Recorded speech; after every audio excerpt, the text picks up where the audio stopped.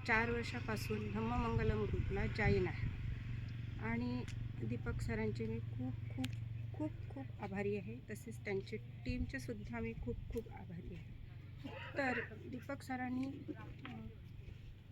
शील, समाधी आणि प्रज्ञा, शील कसं पालन करायचं, समाधीचा अभ्यास आणि पय्या कशी जागृत होते, हे मला या टीममध्ये जॉईन झाल्यानंतरच कळले.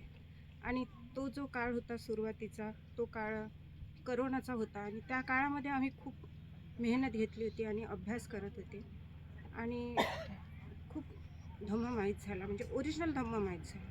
तसेच दीपक सरांनी ज्ञानसिरी भंतेजी, अजान सारो भंतेजी आणि धम्मसारा भंतेजी, हे थायलंडचे भंतेजी आम्हाला त्यांच्याचमुळे बघायला मिळाले.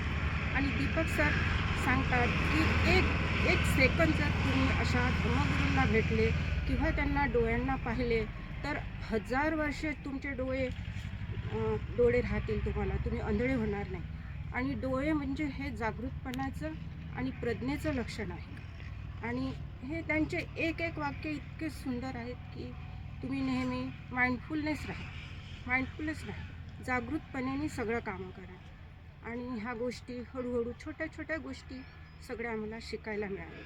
तसेच समाधीचा अभ्यास कसा करायचा आणि त्यानंतर मेत्ता ध्यान आणि मैत्री भावना आणि मरणानुसती, बुद्धानुसती, 32 पार्ट्स, हे सगळं आम्हाला जे माहीत नव्हतं ते या ग्रुपला जॉईन झाल्यामुळे आम्हाला हे सगळं शिकायला मिळालं. तसेच मी 3 वर्षापूर्वी धम्ममंगलम ग्रुपसोबत श्रीलंकेला गेले आणि तिथे मी एकदा चिवर मिळालं. ते सरांच्या अन्वये सरांच्याचमुळे मिळालं आहे. तर मी सरांना विचारलं, सर मी एकदा घेतलेला आहे चिवर, परत घेऊ शकते का? तर सर म्हणाले, तुम्ही 7 वेळ घेऊ शकते आणि तुम्हाला कशाचीच आसक्ती नाही आहे. तर त्यावेळेस आम्ही 1 महिना जवळजवळ श्रीलंकेला होतो आणि 10 दिवस मला तिथे चिवर मिळालं. आणि त्यानंतर तिथूनही खूप आम्हाला भिक्षूंनी संघ कसा असतो, कसे त्यांचं जीवन कसं असते हे आणि त्यांचे नियम काय असतात ते बघायला मिळाले, शिकायला मिळाले. तेव्हापासून मला असं वाटायचं की आपण या जीवनामध्ये राहायला पाहिजे. पण गृहस्थीने असल्यामुळे तशी संधी मग परत मी गृहस्थी जीवनामध्ये आले. परत हे जेव्हा मला कळलं की धम्मसारा भंतीजी येत आहेत आणि ते कल्याणला आला होते, तेव्हा त्यांना भेटले आणि त्यांना बघूनच असं वाटलं की या संघात जॉईन व्हायला पाहिजे.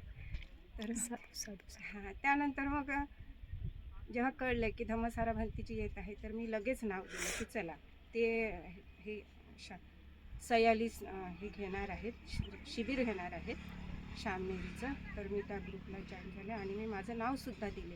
पण 3 महिन्यापूर्वी मी खूप आजारी पडले आणि मग तर मला असं वाटत होतं की मला भेटणार नाही. पण मी माझी इच्छा इतकी जागृत ठेवली की काही झालं, एक दिवस जरी मला अंगावर चिवर आलं तरी मी जाईल आणि मी परत येईल वाटल्यास.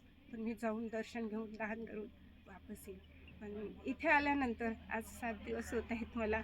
माझी तब्येत पण चांगली झाली आहे आणि एवढे धम्मगुरू या जीवनामध्ये भेटले, त्यांचं अनमोल असं मला हे मिळालं आहे, शिक्षण मिळालं आहे आणि जीवनामध्ये जगण्याची कला पण मिळाली आहे. आणि शामनेरी जीवन कसं असते किंवा शामनेर जीवन, सयाली जीवन, तसंच गृहस्थी जीवनामध्ये उपासकांनी कसं वागायचं, कशा प्रकारे हँडल करायचं, म्हणजे आपलं जीवन कसं स्वतंत्रता पण पाहिजे आणि घरच्या लोकांना पण सांभाळायला पाहिजे. दोन्ही सांभाळून पर्यंत आले आणि याच्यात खूप शिकलेले आहेत. तर खूप खूप धम्ममंगलम टीम, दीपक सर आणि सर्वांचे मी आभार. साधू साधू साधू.